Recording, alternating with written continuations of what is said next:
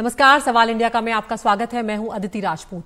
लोकसभा चुनाव नजदीक हैं और पार्टियां पूरी तरह से चुनावी मोड में आ चुकी हैं। चुनावों में एक दूसरे पर बयानबाजी आम बात है। अक्सर हम देखते हैं कि एक दूसरे पर छींटाकशी करते वक्त मर्यादाएं भी नेता तोड़ देते हैं और टिप्पणियां कई बार निजी हमलों में बदल जाती हैं। रविवार को पटना में इंडिया गठबंधन की महारैली में लालू प्रसाद यादव ने प्रधानमंत्री पर परिवार को लेकर, संतान को लेकर टिप्पणी की। सबसे पहले आपको सुनवाते हैं लालू प्रसाद यादव ने रविवार को जो महागठबंधन की रैली हुई है उसमें क्या कुछ कहा। ये नरेंद्र मोदी आजकल परिवारवाद पर हमला कर रहे हैं। अरे भाई, तुम बताओ ना कि तुमको क्यों परिवार में कोई संतान नहीं तुमको हुआ, बताओ।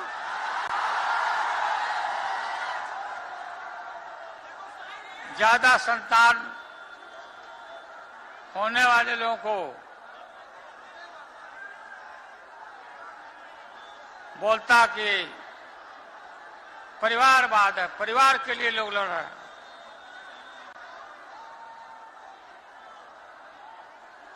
तुम्हारे पास परिवार नहीं है। तो सुना आपने लालू प्रसाद यादव का बयान। आज प्रधानमंत्री नरेंद्र मोदी तेलंगाना के आदिलाबाद में थे। वहां रैली में प्रधानमंत्री ने लालू यादव समेत पूरे विपक्ष पर हमला बोला, जवाब दिया। पीएम ने कहा, मेरे परिवार को लेकर आरोप लगाए जा रहे हैं। 140 करोड़ देशवासी ही मेरा परिवार है। देश के कोटि कोटि लोग मुझे अपना मानते हैं, अपने परिवार के सदस्य की तरह मुझे प्यार करते हैं। और इसलिए मैं कहता हूं, 140 करोड़ देशवासी यही मेरा परिवार है। ये नौजवान यही मेरा परिवार है। आज देश की करोड़ों बेटियां, माताएं, बहनें, यही मोदी का परिवार है। आज देश का हर गरीब ये मेरे परिवार है। आज देश के कोटि कोटि बच्चे, बुजुर्ग ये मोदी का परिवार है। जिसका कोई नहीं है वो भी मोदी के हैं और मोदी उनका है। मेरा भारत, मेरा परिवार।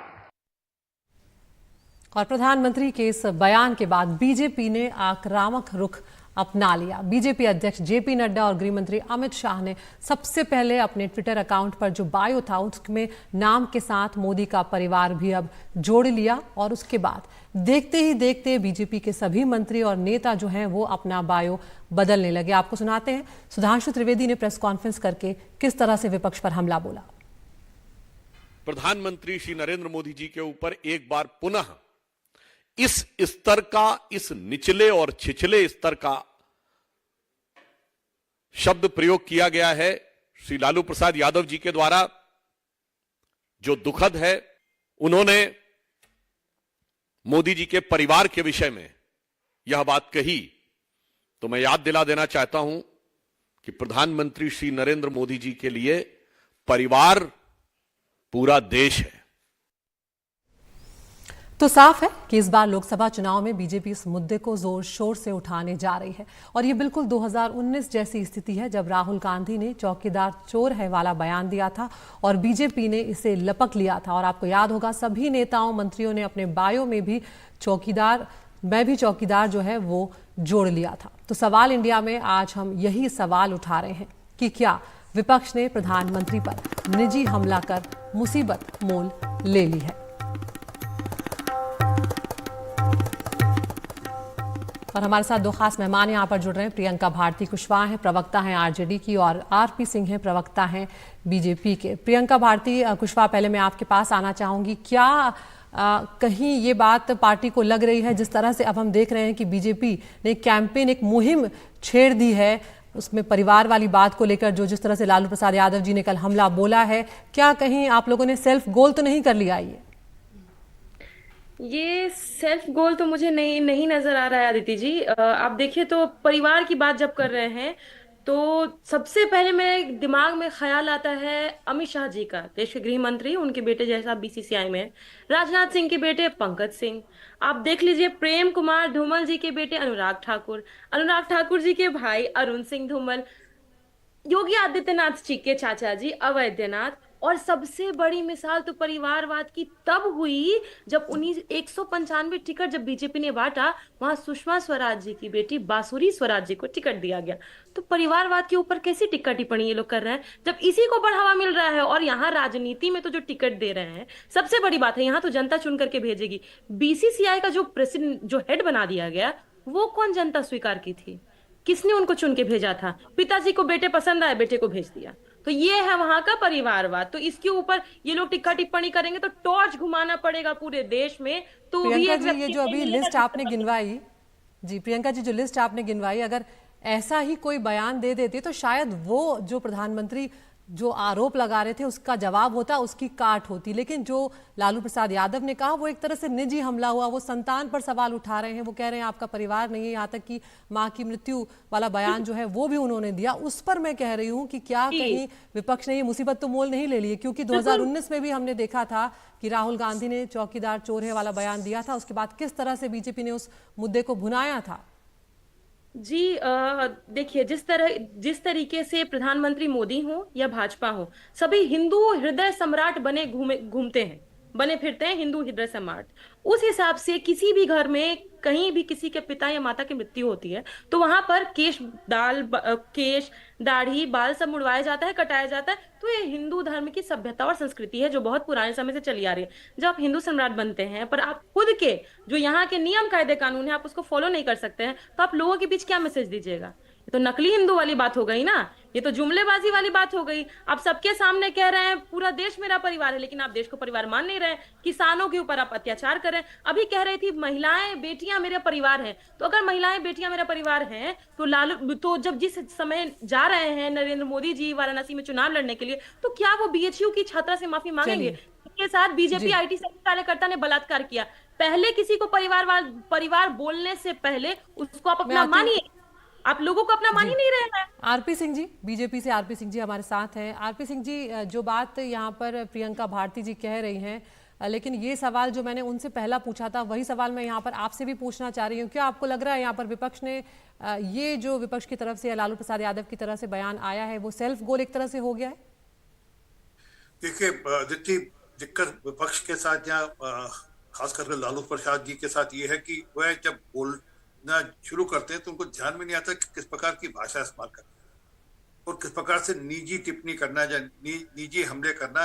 ये राजनीति में किस प्रकार, जिसे अंग्रेजी में कहते हैं ब्लो द बेल्ट हिट करना, ये उनकी आदत से हो गई। और जिस प्रकार से उन्होंने आज मोदी जी को लेकर कहा कि आपका परिवार नहीं है, आपके बच्चे नहीं है, तो इसलिए आज देश ने, हर आदमी ने कहना शुरू कर दिया मैं मोदी जी का परिवार हूँ। और उसमें कोई अपने को बेटा कहेगा, कोई अपने को बेटी कहेगा, कोई अपने को बहन कहेगा, कोई अपने को माँ कहेगा। हर प्रकार के लोग अपने हिसाब से मोदी जी का परिवार का हिस्सा है। और मोदी तो निरंतर लगातार कहते हैं कि ये पूरा देश मेरा परिवार है। जब मोदी जी पिछले 10 साल में लगातार हर दिवाली पर बॉर्डर पर जवानों के साथ जाकर बिताते हैं, तो परिवार का हिस्सा मानते हैं, तब भी बताते हैं। नहीं तो आज से पहले भी प्रधानमंत्री हुए देश के, कभी किसी प्रधानमंत्री ने क्या दिवाली अपनी जाकर मनाई? क्योंकि उनको लगता है नहीं मेरा परिवार है, मुझे दिवाली अपने परिवार के साथ मनाई। तो ये जो मुहिम आपने आरपी सिंह जी बीजेपी अभी छेड़ती हुई सी नजर आ रही है, मोदी का परिवार अपने बायो में सभी बड़े नेता लिखते हुए नजर आ रहे हैं, आपको लग रहा है 2019 में जिस तरह से चौकीदार चोर है वाला जो बयान राहुल गांधी ने दिया था और उसके बाद मैं भी चौकीदार सभी नेताओं ने लिख लिया था, उसका फायदा बीजेपी को पहुंचा था? आपको लगता है इस बार भी ये मुहिम जो है फायदा पहुंचाएगी बीजेपी को वोटों के रूप में? आप इसका राजनीतिक महना कुछ भी निकालें, परंतु उन 55 करोड़ किसानों तक ये मैसेज चला गया कि किसी ने टिप्पणी करी, किसी ने टंच किया मोदी जी को कहकर कि आप मोदी आपका परिवार क्या, सॉरी 55 करोड़ उन लोगों को मैसेज चला गया जिनको आयुष्मान भारत के अंतर्गत प्रधानमंत्री मोदी जी की स्कीम के अंतर्गत लाभ मिल रहा है या वो उसमें कवर हो गए, उन तक मैसेज चला गया। वो अपने आप को मोदी जी का परिवार बताते हैं। इसी प्रकार जो 11 करोड़, एक मिनट, जबकि किसान 11 करोड़ किसान है, 11 करोड़ 80 लाख किसान है जिनको किसान सम्मान निधि के अंदर लाभ मिल रहा है, वो भी अपने को मोदी जी का परिवार मानते हैं। या लगभग 14 करोड़ ऐसे लोग जिनको घर पे आज नल मिल गया, वो भी अपने को मोदी जी का परिवार मानते हैं। इसी प्रकार जिनको 4.25 करोड़ लोगों सिर पे छत या मकान मिल गया, वो भी मोदी जी को प्रियंका जी, अपना यहाँ पर परिवार सवाल मानते हैं। ये भी आज है आपने- कि जो बात लालू प्रसाद यादव ने कही, हो सकता है इंडिया गठबंधन के बहुत सारे जो साथी हैं वो भी लालू जी के बयान से इत्तेफाक ना रखते हों, क्योंकि अक्सर हमने देखा है कि टुकड़ों में बिखर जाती है कुछ मामले। अगर ऐसे आते हैं तो आप लोग जो हैं एकजुट होते हुए नजर नहीं आते, और यहाँ पर प्रधानमंत्री की जो छवि है वो काफी लोकप्रिय है, ये सभी जानते हैं। तो इसलिए ये शायद ये आप लोगों के लिए कहीं मुसीबत खड़ी कर सकता है आने वाले चुनाव में। लगता है ये आपको कि कहीं गलती हुई है? पहले अदिति जी, आप टुकड़े होने की बात कर रही थी। कल जो जनसभा गांधी मैदान में हुई वो ऐतिहासिक थी। सभी ने देखा कि लाखों लाख लोग वहां सुनने के लिए आए थे, और वहां पे सिर्फ आरजेडी नहीं थी, पूरी की पूरी महागठबंधन थी, इंडिया थी, राहुल जी थे। उस खड़गे बयान पर एकजुट होने की बात मैंने कही है यहाँ पर प्रियंका जी, उस बयान पर जो लालू प्रसाद जी ने कहा बयान है। को जो लालू जी दे रहे थे वहां पे सभी लोग मौजूद थे। और दूसरी बात, जब बार बार भाषा की बात आ रही है, भाषा की मर्यादा की बात आ रही है, अदिति जी आप भी महिला हैं, मैं भी महिला हूं, क्या मोदी जी ने नहीं कहा था जर्सी गाय किसी को नहीं इस देश में कहा गया? क्या 50 करोड़ की गर्लफ्रेंड का टर्मिनोलॉजी यूज नहीं किया गया? क्या कोलकाता में जाकर के एक सड़क छाप टपोरी के जैसे दीदी ओ दीदी जैसे कोई किसी को छेड़ता है, उस तरह की भाषा इस्तेमाल निजी नहीं हमलों हुई? के मामले में तो दोनों ही पार्टियों ने कोई कसर नहीं छोड़ी है, ये निजी हमला इसमें तो तो कोई बिल्कुल दो है राय ही नहीं है। ये निजी हमले इसमें की तो कोई बात दो है राय ही नहीं है। निजी हमलों में किसी ने कोई वो नहीं छोड़ी है। आरपी सिंह जी, आखिरी टिप्पणी आपसे मैं ले रही हूँ यहाँ पे, बताइए आप क्या कह रहे हैं? सर, मुझे इतना कहना है कि इन्होंने कहा कि हमारी पार्टी में लोगों को टिकट मिलती है जो कि किसी परिवार से, परंतु ये तो तय नहीं ना कि हमारी पार्टी में नड्डा जी के बाद उनका बेटा अध्यक्ष होगा या मोदी जी के बाद उनके परिवार का कोई व्यक्ति आकर प्रधानमंत्री बनेगा देश का। इनका तो तय है कि लालू यादव जी अध्यक्ष हैं, तो उसके बाद राबड़ी जी होंगी, राबड़ी जी के बाद तेजस्वी जी होंगे, उनके बाद उनका बेटा होगा। एक क्यू है, एक लाइन है, और वो सबका सब इसलिए कि उनको अपने परिवार में किए हुए भ्रष्टाचार को रोकना है, अपने परिवार में किए हुए भ्रष्टाचार को मैं छुपाना यहाँ पर है, रोकना उसको बचाना है। जी, वक्त की कमी है मेरे पास। प्रियंका भारती कुशवाहा जी, आरपी सिंह जी, बहुत बहुत शुक्रिया आप लोग हमसे जुड़े यहाँ पर। तो जैसे जैसे चुनाव नजदीक आएंगे, हमने देखा है हर बार भाषा की जो मर्यादा है वो टूटती हुई नजर आती है, और इस बार भी कोई अलग उसमें नहीं होने वाला है। इस तरह से एक दूसरे पर आरोप प्रत्यारोप चलते रहेंगे, लेकिन लालू प्रसाद यादव के बयान से क्या उनकी जो सहयोगी पार्टियां हैं, जो गठबंधन की पार्टियां हैं, वो सहमत होंगी या नहीं, ये आने वाला वक्त इस वक्त बताएगा। आगे हम बढ़ रहे हैं। यहाँ पर एक खबर जो निकल कर आ रही है, बाराबंकी से जो बीजेपी के सांसद और उम्मीदवार हैं उपेंद्र सिंह रावत, उन्होंने ये ऐलान कर दिया है कि जब तक वायरल वीडियो जो हुआ है उस मामले में वो निर्दोष साबित नहीं होते, तब तक वो चुनाव नहीं लड़ेंगे। उनका आरोप ये है कि ये वीडियो जो है वो एडिटेड है और इसमें डीप फेक का इस्तेमाल हुआ है। उन्होंने बताया कि उन्होंने इसके खिलाफ FIR भी दर्ज करवाई है। सुनवाते हैं आपको उनका बयान। मेरा एक एडिटेड वीडियो वायरल किया जा रहा है, जो मेरी छवि को धूमिल करने के लिए ऐसा किया गया है। ये वे लोग हैं जो राजनीति में बिल्कुल अलग थलग हो गए हैं, किनारे हो गए हैं। दोबारा मुझे टिकट मिलना उनको गंवारा नहीं था, इसलिए ये जो है एडिटेड वीडियो वायरल किया गया है। और ये AI तकनीक से डीप फेक तकनीक के द्वारा ये बनाया गया है। कभी किसी का पुराना वीडियो उस पर चेहरा मेरा लगाया गया है, ये AI तकनीक का कमाल है। मैंने इसके लिए FIR भी दर्ज करा दी है, जांच चल रही है।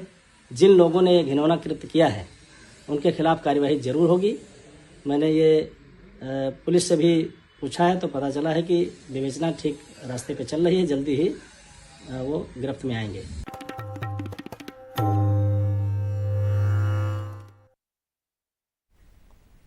और इस वक्त सुप्रीम कोर्ट से खबर आ रही है, जहां पर आम आदमी पार्टी को झटका लगा है। आम आदमी पार्टी को राउज एवेन्यू स्थित पार्टी का दफ्तर खाली करना होगा। सुप्रीम कोर्ट ने आम आदमी पार्टी को 15 जून तक दफ्तर खाली करने के आदेश दे दिए हैं और कहा है कि आगामी चुनाव के मद्देनजर हम आपको अतिरिक्त वक्त दे रहे हैं। हमारे साथ हमारे लीगल अफेयर्स एडिटर आशीष भार्गव इस वक्त जुड़ गए हैं। आशीष, क्या है ये पूरा मामला और आखिर क्यों आम आदमी पार्टी को ये जो दफ्तर है ये खाली करना होगा? जी देखिए, यहाँ पर सुप्रीम कोर्ट एक मामले की सुनवाई कर रहा है जिसमें अदालतों में इंफ्रास्ट्रक्चर को लेकर तमाम चीज़ें हैं। उसी में ये मामला उठा था और अमिकस क्यूरी ने पिछली सुनवाई में बताया था कि एक पॉलिटिकल पार्टी का दफ्तर राउज एवेन्यू में चल रहा है। वो ज़मीन जो है वो LNDO यानी केंद्र सरकार के जो विभाग है उसके द्वारा दिल्ली हाई कोर्ट को दी गई है और उस वहाँ पर न्यायपालिका के लिए राउज एवेन्यू के लिए फैमिली कोर्ट के लिए कोर्ट रूम बनने हैं। तो इस पर सुप्रीम कोर्ट ने हैरानी जताई थी। चीफ जस्टिस DY चंद्रचूड़ ने कहा था कि सभी पक्ष बैठकर बात करें और इसे खाली करें। इस तरीके से इजाज़त नहीं दी जा सकती कि अदालत की ज़मीन पर कोई पॉलिटिकल पार्टी का दफ्तर चले।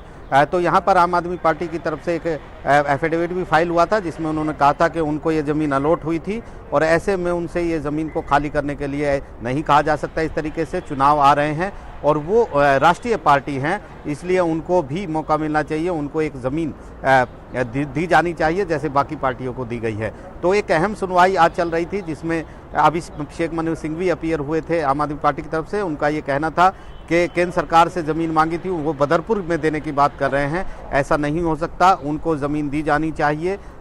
उसके बाद चुनाव भी आ रहे हैं, तो ऐसे में वो कहाँ जाएंगे, और ये ज़मीन जो है उनको पहले से अलॉट हुई थी। लेकिन chief justice D Y Chandrachud की इस बेंच ने कहा कि कागजात बताते हैं कि ज़मीन जो है वो दिल्ली हाई कोर्ट को दे दी गई थी और ऐसे में 2015 के बाद से ये हाई कोर्ट को यहाँ पर कोर्ट रूम बनाने थे और इस न्यायपालिका की ज़मीन को इस तरह पॉलिटिकल पार्टी नहीं ले सकती।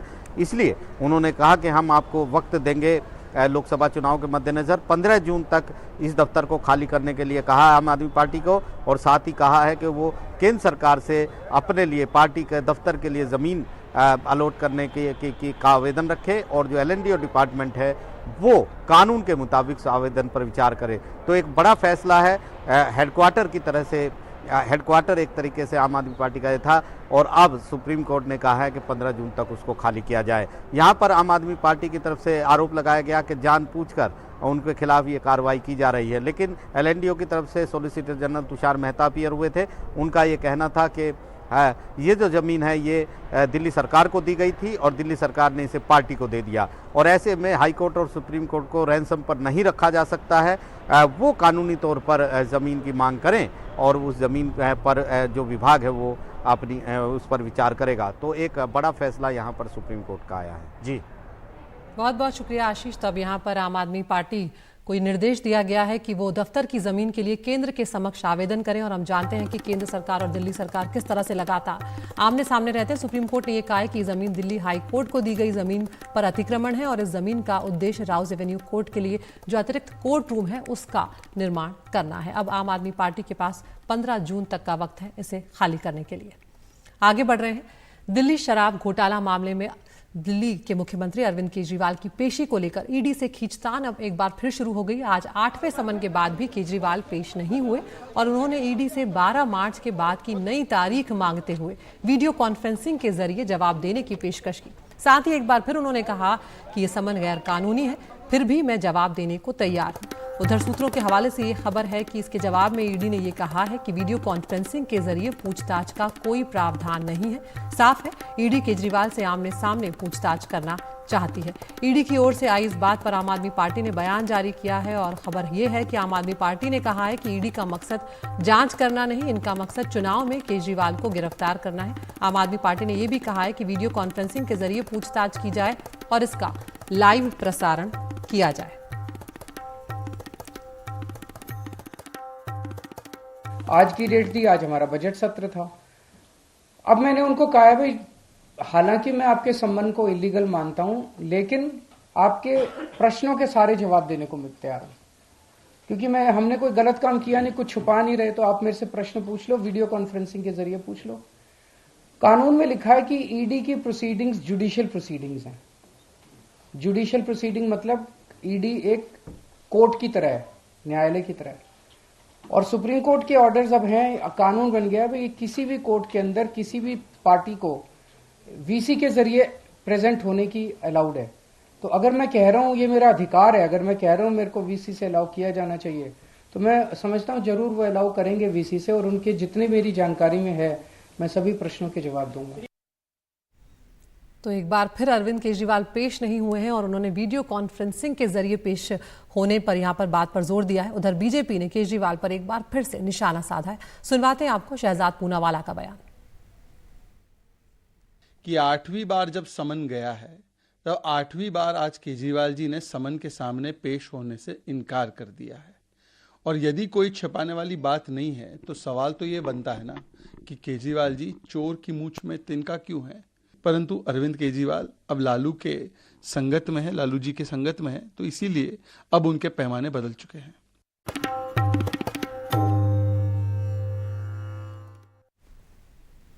सुप्रीम कोर्ट ने आज ऐतिहासिक फैसला सुनाया है। अब अगर सांसद पैसे लेकर सदन में भाषण या वोट देते हैं तो उनके खिलाफ केस चलेगा, यानी सांसदों विधायकों को कोई कानूनी छूट नहीं मिलेगी। सुप्रीम कोर्ट ने 1998 के नरसिम्हा राव के फैसले को यहां पर पलट दिया है, जिसमें इस मुद्दे पर जनप्रतिनिधियों पर मुकदमा नहीं चलाया जा सकता था। सुप्रीम कोर्ट ने इस फैसले को पलट दिया। अब सांसद विधायक रिश्वत लेकर सदन में मतदान करने के मामले में मुकदमे की कार्रवाई से बच नहीं सकते। सुप्रीम कोर्ट ने ये कहा कि रिश्वतखोरी संसदीय कार्य प्रणाली को तबाह कर देती है। रिश्वत केस में सांसद विधायक संरक्षण उन्हें नहीं मिलेगा। ऐसे संरक्षण का व्यापक प्रभाव पड़ता है। Bribery is not rendered immune under Articles 1052 and the corresponding provision of Article 194 because a member engaging in bribery commits a crime which is not essential to the casting of the vote or the ability to decide on how the vote should be cast. The same principle applies to bribery in connection with a speech in the House or a committee. The jurisdiction which is exercised by a competent court to prosecute a criminal offence and the authority of the House to take action for a breach of discipline in relation to the acceptance of a bribe by a member of the legislature exist in distinct spheres. The scope, purpose, and consequences of the court exercising jurisdiction in relation to a criminal offence and the authority of the House to discipline its members are different. It does not matter whether the vote is cast in the agreed direction or if the vote is cast at all. The offence of bribery is complete at the point in time when the legislator accepts the bribe. और 7 जजों की संविधान पीठ के इस ऐतिहासिक फैसले पर प्रधानमंत्री ने सोशल मीडिया पर अपनी प्रतिक्रिया जाहिर करते हुए लिखा, स्वागतम। सुप्रीम कोर्ट का बहुत बड़ा फैसला जो साफ सुथरी राजनीति सुनिश्चित करेगा और व्यवस्था में लोगों का विश्वास गहरा करेगा।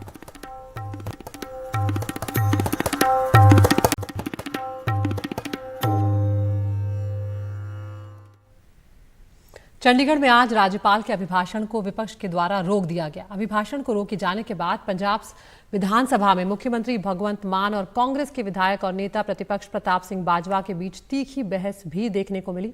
इसके बाद कांग्रेस के विधायकों ने नारेबाजी शुरू कर दी। भगवंत मान ने कहा कि सदन के अंदर ताला लगा देना चाहिए ताकि विपक्ष बाहर ना जा सके और हंगामा और बढ़ गया।